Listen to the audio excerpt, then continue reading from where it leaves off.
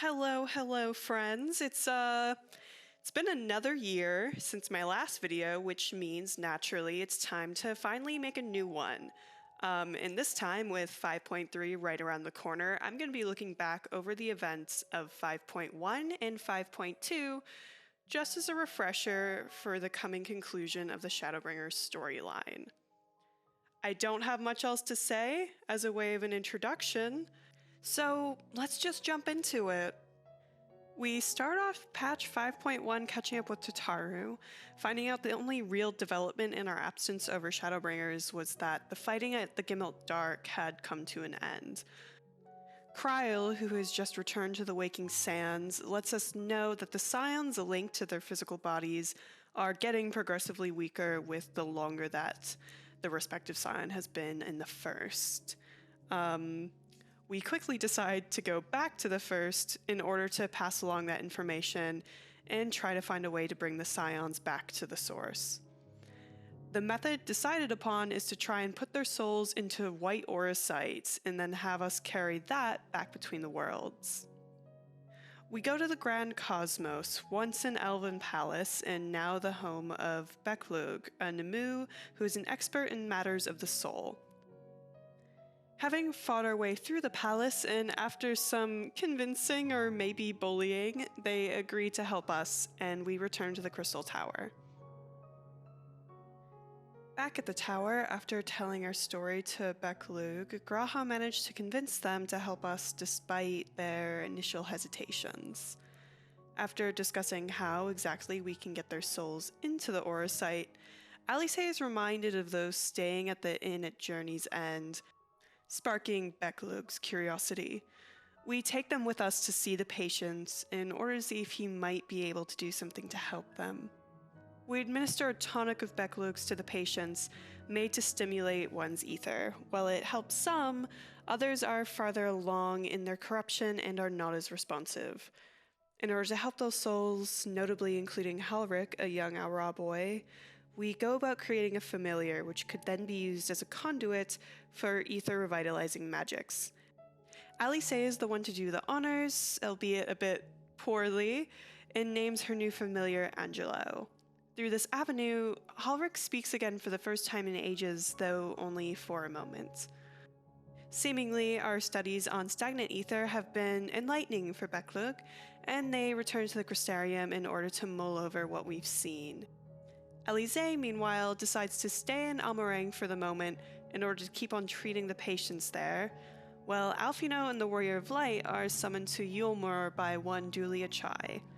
Apparently, Chai News had recently been elected the new mayor of Yulmur, but upon hearing the news, vanished from the city.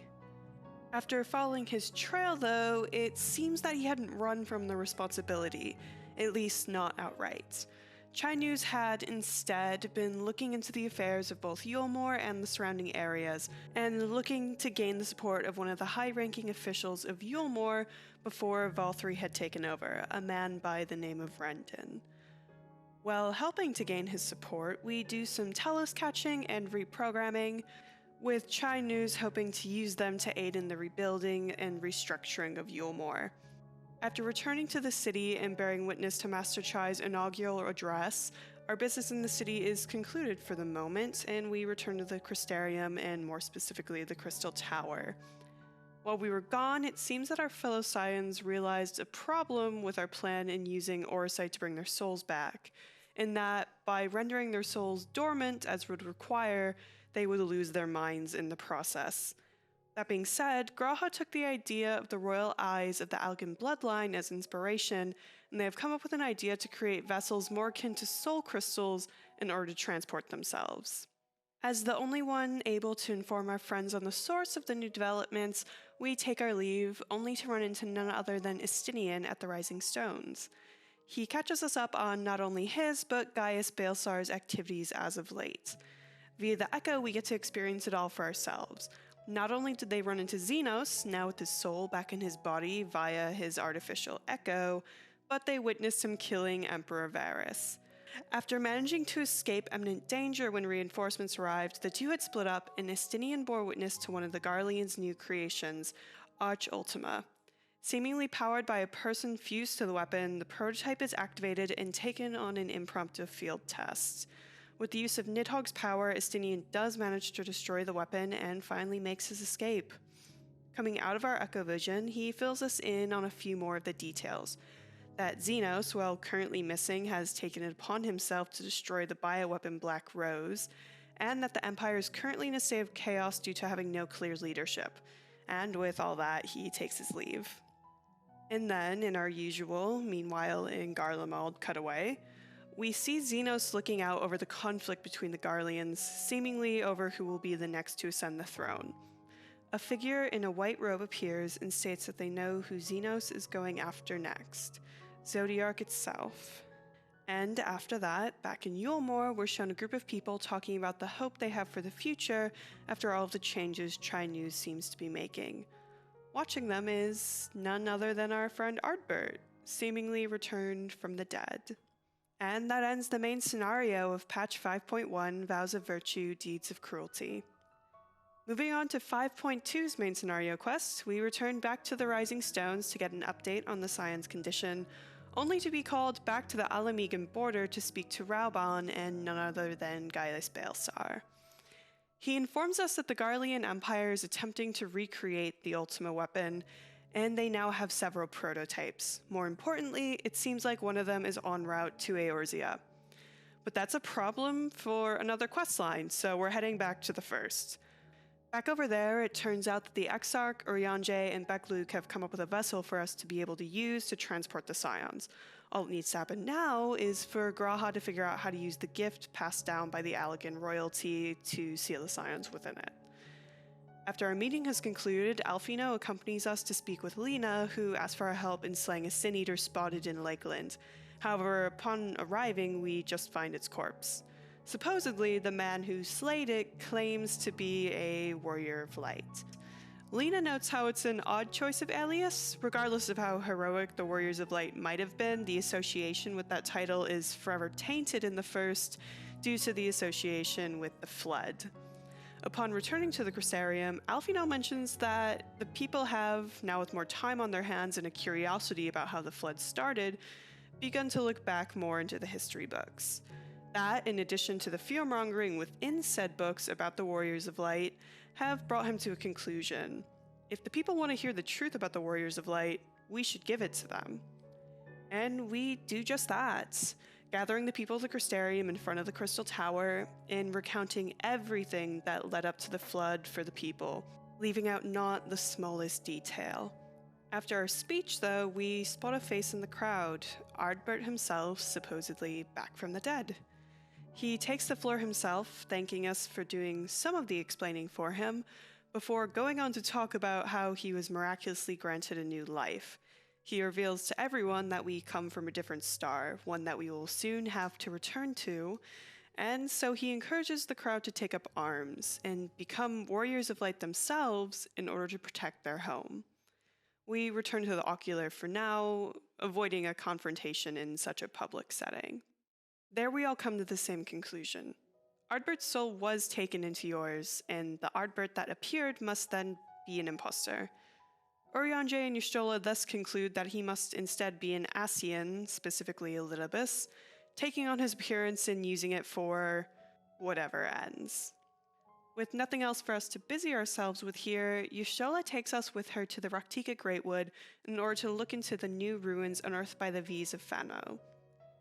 After fighting our way into the ruins, we find a tomb within them, one of Archmage Tiuna, a legendary hero of Ronka.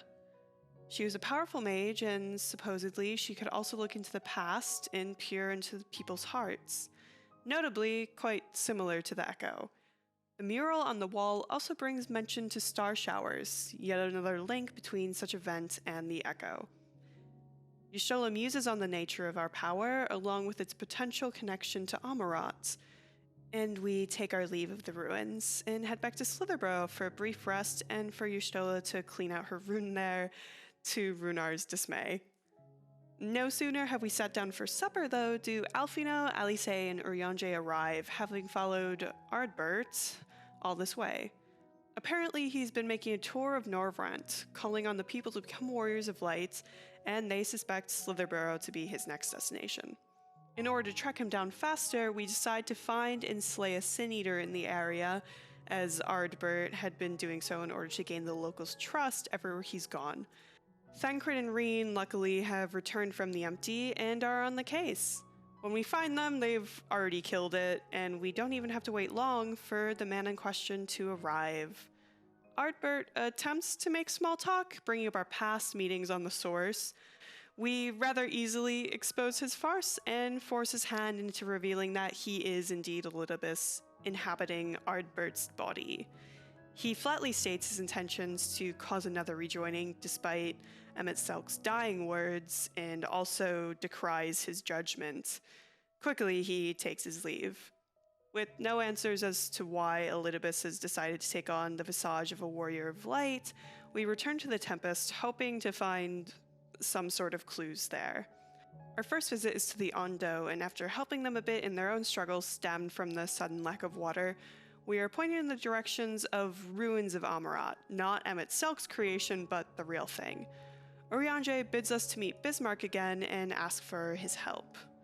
On the way there, Urianger attempts to walk on water. This isn't really important to the story, but I really wanted to show this clip of it. Anyways, we do get Bismarck's help, and we're off to the Anamnesis in Dire. That's as good as it's gonna get for not trying again. While investigating the inside of the ruins, a strange device activates of its own accord. We're shown a conversation between some of the Ancient Ones, discussing their fears for the future just after the summoning of Zodiark. One of them, Vana, then states their intentions to summon a primal of their own in order to keep the Convocation Zodiark in check. Once the projection has concluded, Ystrola activates the device again herself, and this time we're shown a conversation between Vana and one of their followers, revealing that Vana plans to sacrifice themselves in order to become Hydaelyn's heart. They also strongly imply that Elidibus had sacrificed himself in the past in order to become the heart of Zodiark. Having trouble getting the machine to activate again, Ystrola resolves to stay behind in order to study it, and we return to the Crystarium. We come back to find the city in disarray, with many of the citizens taking Elidibus's words to heart. They want to become warriors of light without much thought to the consequences. Just as soon as we arrive, suddenly the sky turns dark and a star shower begins. At that moment, many of the citizens present seem to be gifted the echo and hear Hydaelyn's call. Elidibus appears again, telling the people that they have been chosen to be warriors of light by the light itself, further spurring them into action. Before he leaves, we stop him, demanding answers. He acknowledges that the star shower was his doing, an illusion he created to force the awakening of the echo in the people of the Crystarium. As per Elidibus's claims, it seems that the echo is not a gift bestowed by Hydaelyn, just one that she will occasionally awaken in someone via a star shower. She is constantly calling out in the event that someone will come into their power. Beyond this, however, Elidibus is cagey about his true intentions and takes his leave. After the dust settles, you go to see off two men who you had the chance of bumping into in your time in the city, Thaler and Vonard, as they have decided to try and become warriors of light, as Ardbert had encouraged them to. Finally, we discuss our next moves. Thancred plans to follow Elidibus, while Urianger plans to aid the Exarch and Beklug in their efforts. Alfino, Alice, and Reen decide to help out around the Crystarium, as there is a sudden lack of everything. And then for us, the Exarch bids us to go take a well-deserved rest, and we retire to our room at the Pendants. Later that night, we're visited by a friend, one of our companions from the hunting of the Cardinal Virtues. We discuss with them the recent appearance of Ardbert and tell them just who the impostor is. With their encouragement, we're left again to our thoughts, but having steeled our resolve to put an end to Elidibus's games. Meanwhile, Graha's attempts to unlock the gift of his forebears is going less than swimmingly, and it appears the crystal that covers his body is bringing him pain, though he is unwilling to allow himself to rest and recover. And then we're given a scene of Xenos walking through the final days of Amarat. He awakens with the vision having seemingly been a dream, one that he notes he has had since he was a child. He tells the white-robed figure about the dream, and the figure tells Xenos just what the dreams are of. With that, we've finished the main scenario questline of patch 5.2, Echoes of a Fallen Star. By the time this video is up, patch 5.3, Reflections in Crystal, will be just a day away. I hope this video helped jog your memory just a bit and got you all ready for the wild ride ahead. Thank you so much for watching, and I hope to see y'all sometime soon.